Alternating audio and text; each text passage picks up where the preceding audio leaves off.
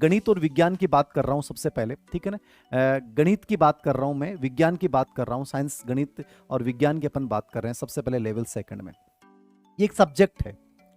अब गणित विज्ञान का जिस बच्चों ने पेपर दिया, ठीक है, गणित विज्ञान ऐसा था जिसमें हो सकता है मैथ किसी की अच्छी हो, किसी की साइंस अच्छी नहीं हो, साइंस अच्छी हो मैथ अच्छी नहीं हो।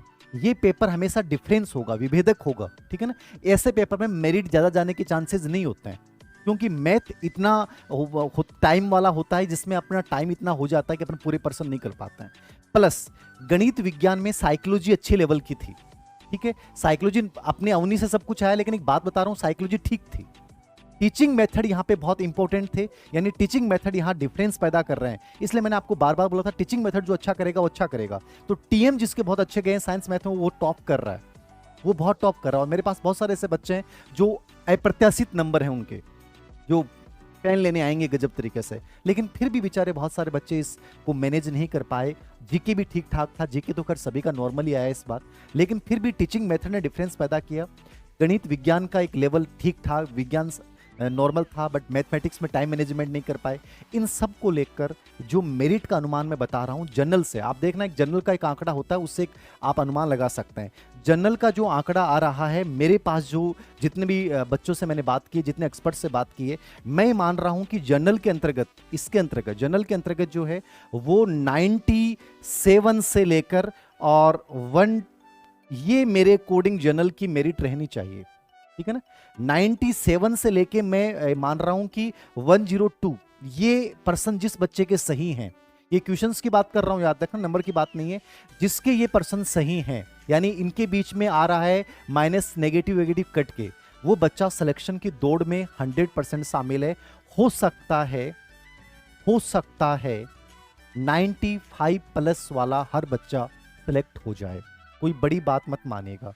जब पेपर हम देते हैं उस समय लगता है मेरे बहुत सारे थे, लोगों ने इतने माइनस किए 120 130 35, बाहर आए तो और कम हो गए।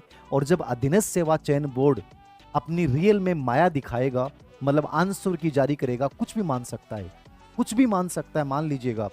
मैंने देखा है पीटीआई एग्जाम वगैरह में, इनमें साइकोलॉजी में, इनमें आंसर कुछ भी मान सकता है, ठीक है ना। तो कोई बड़ी बात नहीं है, 2 से 4 5 नंबर 6 नंबर ऊपर नीचे हो जाएं, परवाह मत करना। मैं फिर कह रहा हूं कुछ भी नहीं है कंपटीशन, इससे बड़ा कंपटीशन ये है, और आगे जिंदगी में लड़ना ये सबसे बड़ी चीज है। मैं फिर बोल रहा हूं हारना मत, जो बच्चे कमजोर रहे हैं मैं उन बच्चों को फिर बोल रहा हूं, एक साधारण कंपटीशन था, इसको साधारण मान के चलिए, जिंदगी खत्म नहीं है, याद रखना।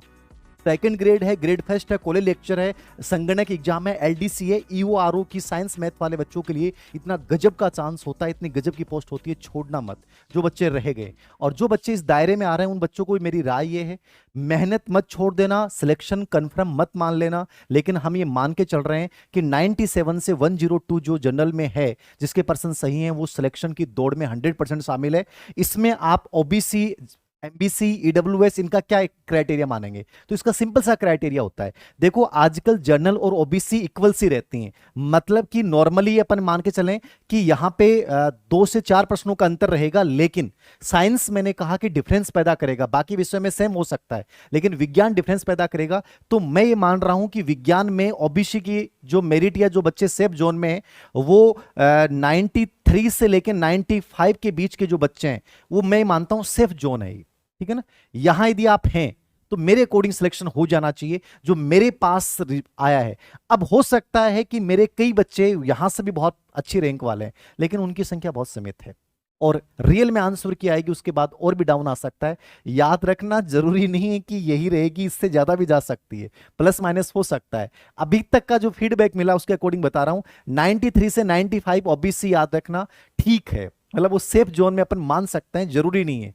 बाकी देखो सबसे सेफ जोन ये होता है कि जो 100 प्लस है ना, ये वो बच्चे होते हैं जिनको अपने आप को कंप्लीटली आश्वस्त मान लेना चाहिए, और आगे सेकंड ग्रेड या ग्रेड फर्स्ट या कॉलेज लेक्चर के ऊपर उन्हें फोकस करना चाहिए, याद रखना, ठीक है। और जिसका नहीं हुआ उसको भी तैयारी तो देखो करनी है, तो मेरे अकॉर्डिंग तैयारी कंटिन्यू रखें। बाकी इसके अलावा आप यदि बात करेंगे ईडब्ल्यूएस में, आप 2 से 3% या 5 से 6 नंबर आप कम मान के चलिए ईडब्ल्यूएस में, ये सभी में अंतर रहेगा, ठीक है ना। एमबीसी में आप स्पेशली साइंस और इंग्लिश में एक वेरिएशन पाएंगे, एमबीसी की बात कर रहा हूं, ईडब्ल्यूएस में भी साइंस और इंग्लिश में वेरिएशन बड़ा पाया जाएगा। तो यहां पे मान सकते हैं 90 प्लस जो बच्चे हैं ईडब्ल्यू इसमें एमबीसी में, वो बच्चे सिलेक्शन के दायरे में हैं, याद रखना। और एसटी एससी में इससे भी आप डाउन जा सकते हैं, 85 के आसपास आप पर्सन जिस बच्चे के सही हैं कटपिट के, वो बच्चा सिलेक्शन की दौड़ में शामिल रहेगा। तो ये गणित विज्ञान का मैंने बताया है, ठीक है। 100 प्लस वाला बच्चा 100% सिलेक्शन की दौड़ में है।